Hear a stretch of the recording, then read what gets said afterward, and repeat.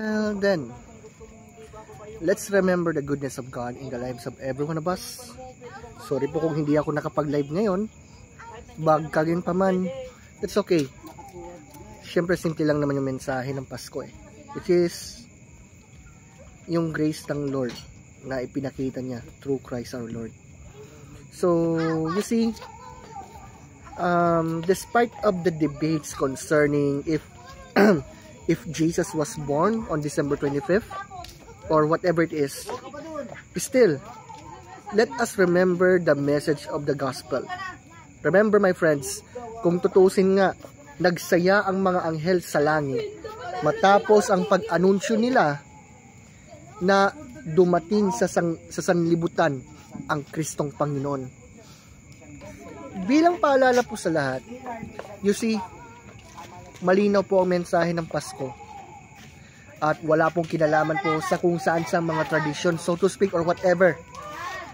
That's why at the end of the day, let us focus on what the Lord has done 2,000 years ago. At bilang panghuling pananalita, ito po ang dapat nating pakatandaan. Ang tunay na mensahe ng Pasko ay simple pero makahulugan, which is 2,000 years ago, the second person of the Trinity, God became man in the person of Jesus. He lived a perfect sinless life. He died on the cross for our sins. And on the third day, He rose from the dead. Katunayan ito na talagang siya nga ang ating tunay na tagapagligtas at manunubos. So, at this point, it is first may mensahe po tayo sa mga atheist friends na nakikinig po sa atin, especially sa mga atheist po na nakadialogo po natin this 2024. You see, we have good reasons to believe that God really exists, that Jesus rose from the dead, that the Bible is true. Ngayon, I understand when you are telling me that there's no evidence for this, there is no evidence for that. Pero, paano po kung yung mga evidence na yun ay talagang nagpapatunay sa katotohanan may kinalaman sa Christian faith? Maybe you're thinking, you are such a like this and like that, which is, it does not even address the main issue. But, I understand. And actually, nire-recognize ko nga yung ilang mga atheists, so to speak, na even though they are celebrating Christmas as secular holiday, they still acknowledge the Christian heritage. So, sa mga atheists po na nakikinig sa atin, well, maligayang Pasko rin sa inyo. Sa iba po mga beliefs, like, let's say, paano ba?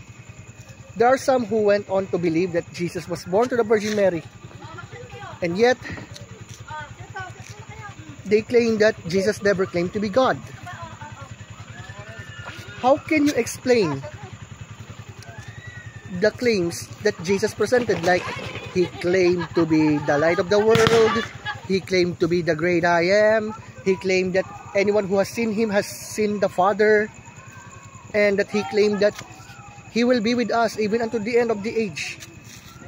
So, I encourage every one of you to re-examine the scriptures based on the proper context. So, at this point, lalo po sa lahat po na nakikinig po sa atin, kabataan, mga magulang, mga kapatid, all I can say is this: sa pagdiriwang ng Pasko, sa ating pagdiriwang ngayon, sa ating pagsasaya, huwag tayong makalimot sa pinakamagandang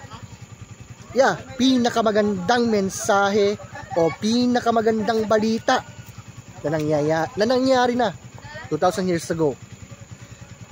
Isinilang sa sanlibutan ang Kristong Panginoon bilang perpektong kordero ng Diyos na nag-alis ng mga kasalanan ng sanlibutan. So to all of you who are listening, Merry Christmas to all of you.